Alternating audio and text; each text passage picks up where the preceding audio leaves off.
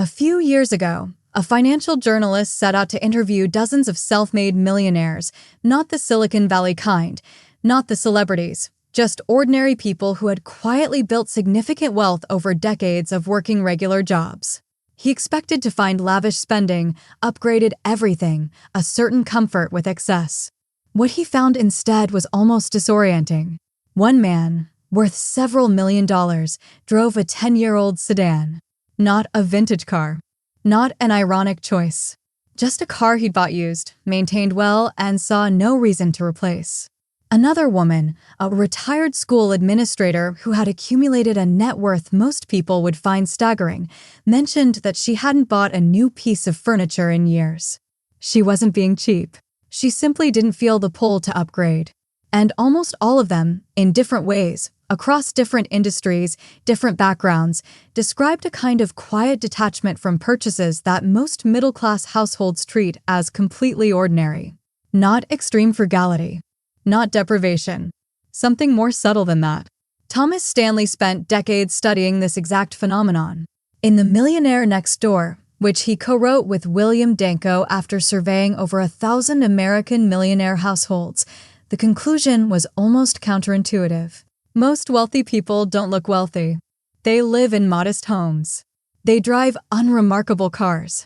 They wear ordinary clothes. Their wealth doesn't show up in what they spend. It shows up in what they don't. And that framing changes the entire question. Most of us were raised to picture wealth a certain way. The upgraded kitchen. The business class seat. The designer bag that signals you've arrived somewhere. Popular culture has spent decades reinforcing this image, and it's genuinely convincing. You see someone with an expensive watch and a luxury SUV, and your brain whispers that this is what financial success looks like. But Morgan Housel, in The Psychology of Money, makes an observation that quietly reframes all of that. He writes that wealth is what you don't see.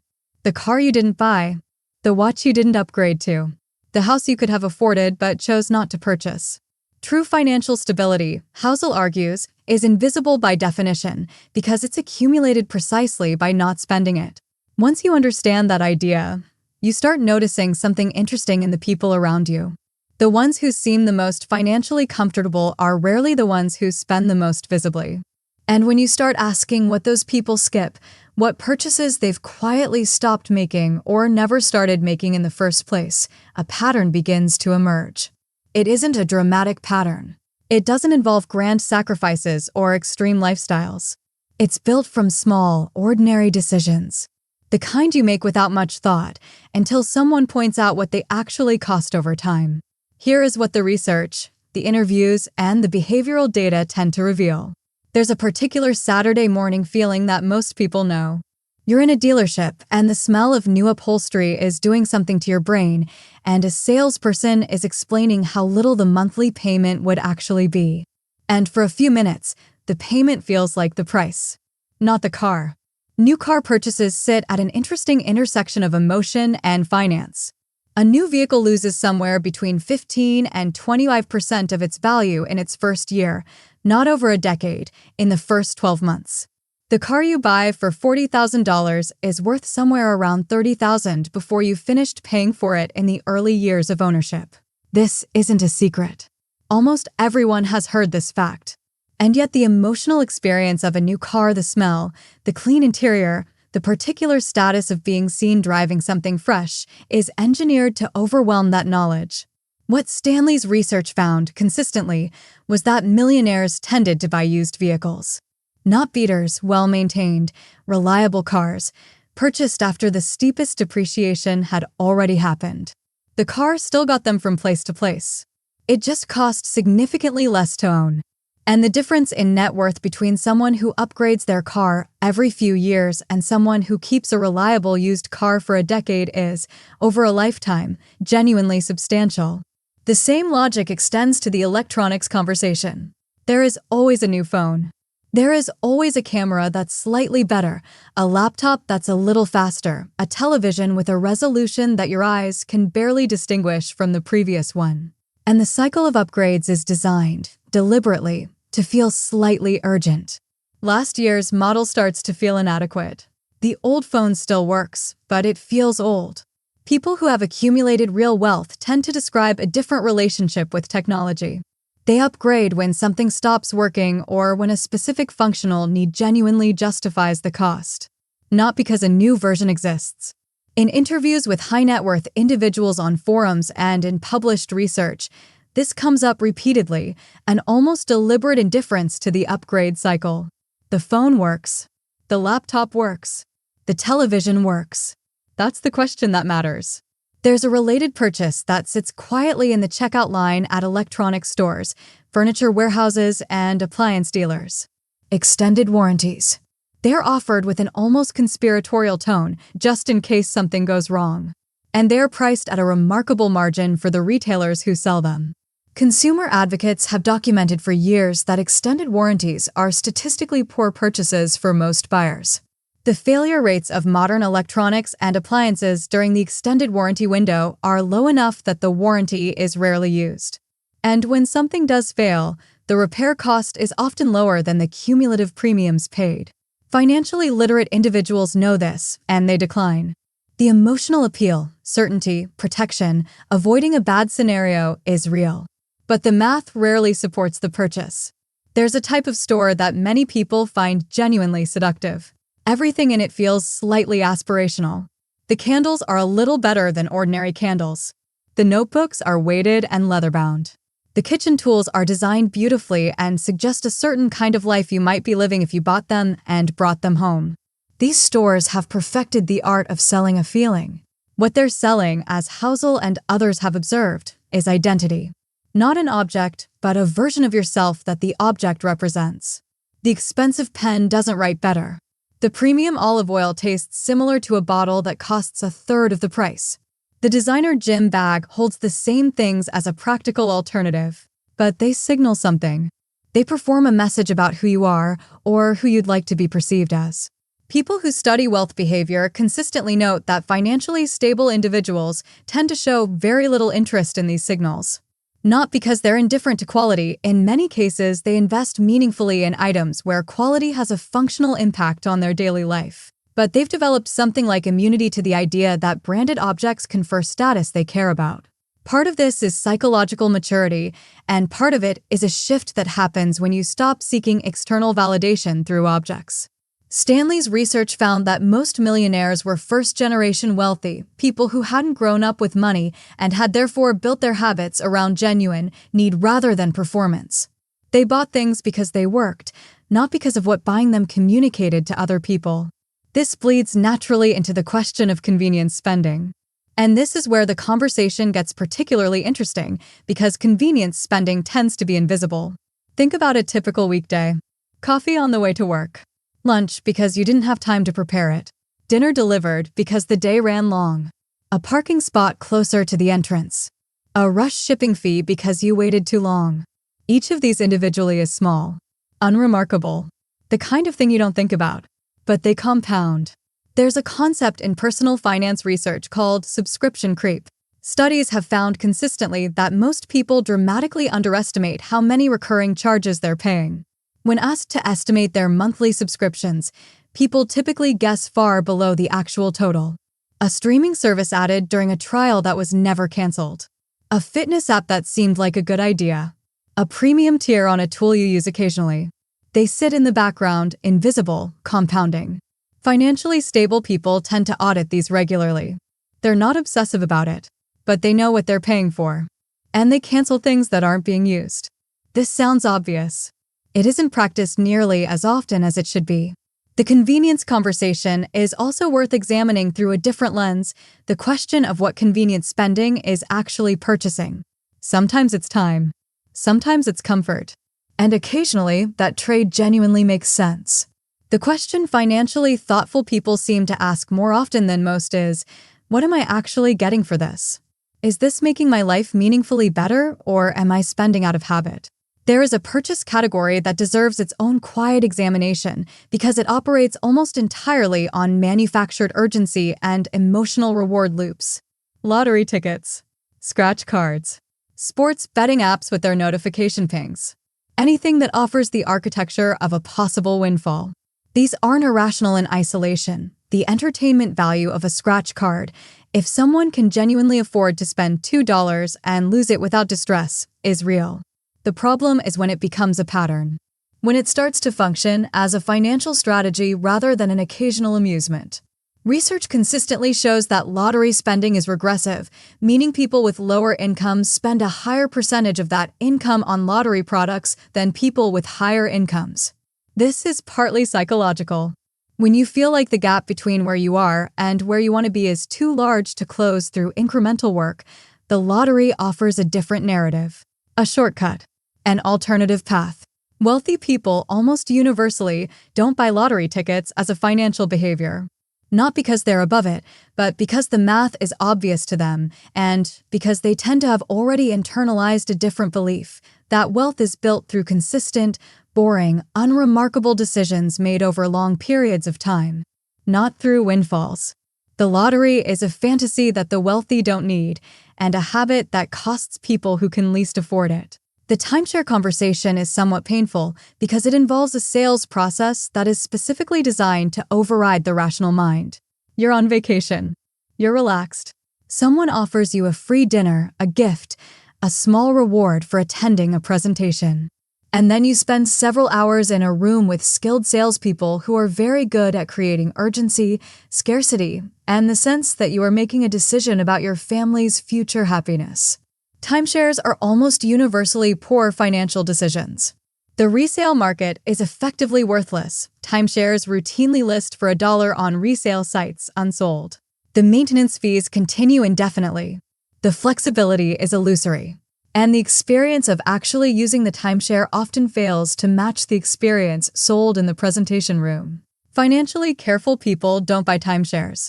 This isn't difficult to explain once you understand the product. But the sales environment is constructed precisely to prevent that understanding from occurring at the moment of decision. The defense against this, which financially stable people seem to have internalized, is a simple rule. Never make a significant financial decision in a pressured, time-limited environment. Sleep on it. Leave the room. If the offer is still good tomorrow, it will still be good tomorrow. There's a related pattern around high-interest financing for depreciating goods.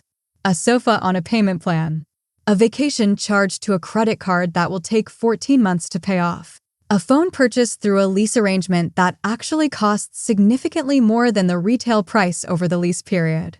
The psychology of financing is fascinating because it works by separating the experience of the purchase from the experience of the cost. The sofa arrives and feels good immediately. The payment is abstract future, spread across many months. The brain books the pleasure in the present and discounts the cost. Housel has written about this in various contexts. The way our relationship with money is shaped less by information than by emotion, personality, and the particular financial environment we grew up in. People who have developed genuine financial stability tend to have a visceral discomfort with paying interest on depreciating assets. Not a moral judgment, just a clear awareness of the math. You're paying more over time for something that is worth less. For every month of that financing period, there's a spending category that gets particular attention in financial discussions, and it's worth handling carefully because it's often misunderstood. Designer goods, luxury brand items, the expensive handbag, the watch that costs what a used car might cost. The conversation about this category is frequently reduced to a simple moral judgment. Either people who buy these things are foolish, or wealthy people who avoid them are joyless. Neither of these framings is particularly useful. What Stanley's research actually found was more nuanced. Many genuinely wealthy people do own quality items, but the distinction they tend to make is between quality and branding.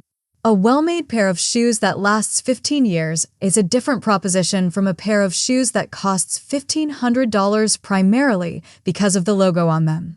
One is an investment in function. The other is an investment in appearance. The question that financially thoughtful people seem to ask consistently is, would I buy this if no one else would ever know I owned it? If the answer is no, if the value of the item depends entirely on its visibility to others, that's a meaningful signal about what you're actually purchasing. You're buying social approval. And social approval is extraordinarily expensive. There's a softer version of this that doesn't involve luxury goods at all. It's the ordinary, everyday version of status spending that most people in the middle class engage in without ever quite noticing it. The slightly nicer restaurant chosen because of where it's located. The car that's one trim level higher than the functional need requires. The neighborhood chosen not for practicality, but for what it suggests about who you've become.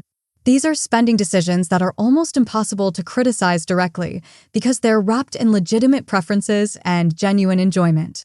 But they exist on a spectrum, and at the far end of that spectrum, they represent a significant portion of the gap between what many middle-class earners make and what they actually accumulate.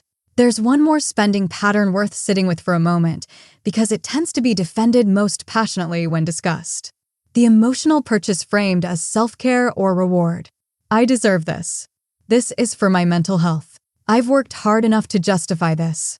These aren't irrational statements. Rest is real. Pleasure is real. The problem isn't enjoyment, it's the particular framing, which ties spending to emotional compensation rather than genuine considered preference. When you spend because you're tired, stressed, lonely, or have just had an unpleasant day, you're not making a spending decision. You're making an emotional decision.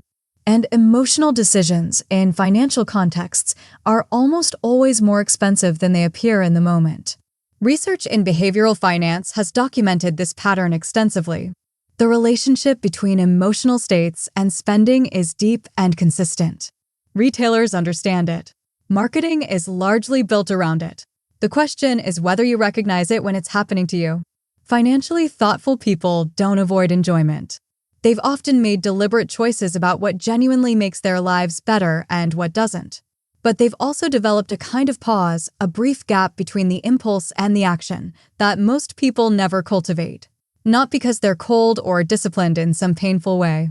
More because they've stopped needing external purchases to manage internal states. They've found other means. When you step back and look at all of these patterns together, something interesting becomes visible. They're not about deprivation. They're not about being cheap or refusing pleasure or treating money as more important than experience. They're about something quieter than that. They're about clarity. About knowing the difference between what you actually want and what you've been sold on wanting. About understanding that the feeling you're trying to buy, security, status, belonging, self-worth, almost never arrives in the form of an object. The Millionaire Next Door found something that was genuinely counterintuitive for its time, that the majority of wealthy Americans were people nobody would have identified as wealthy from the outside. They lived ordinary lives. They drove ordinary cars. They didn't perform their financial success for anyone. They had simply, over decades, made slightly different decisions than the people around them and allowed compound time to do what compound time does. Morgan Housel frames it this way: the goal isn't to be rich. The goal is to have enough freedom that you stop having to trade your time for choices you don't want to make. Financial independence isn't about the number in the account. It's about the decisions you no longer have to compromise on. And here is what the research and the interviews and the accumulated observations of people who study this for a living seem to agree on. Wealth isn't primarily a function of income. It's a function of what you keep. Two people earning the same salary over the same career can end up in dramatically different financial positions, not because of luck or inheritance, but because of the small, ordinary, unremarkable decisions they made in parking lots and checkout lines and electronics stores and dealerships over the course of 30 years. The purchases described in this video aren't dramatic. They're not dramatic to skip, and they're not dramatic when you make them. That's almost the entire point. The stakes never feel high in the moment. The car payment feels manageable. The subscription feels small. The extended warranty feels like reasonable protection. The new phone feels justified. And any one of these decisions in isolation probably is fine. But the pattern is the thing. The habit is the thing. There's a version of you that exists 10 or 20 years from now, and that version is being shaped right now, not by your salary, not by your circumstances, not by whether the economy cooperates, but by what you do with the money you already have, by what you buy without thinking, by what you could have skipped and didn't, and by what you might start to quietly put aside instead. The journalist who spent all that time interviewing millionaires came away with something he didn't expect. Not a system, not a formula, just a shift in how he saw ordinary purchases. A pause he developed in checkout lines and car dealerships. A quiet question that had started following him around. Is this something I want or something I've been convinced to want? It's a small question. It doesn't cost anything to ask. But over a lifetime, the answer turns out to matter quite a lot.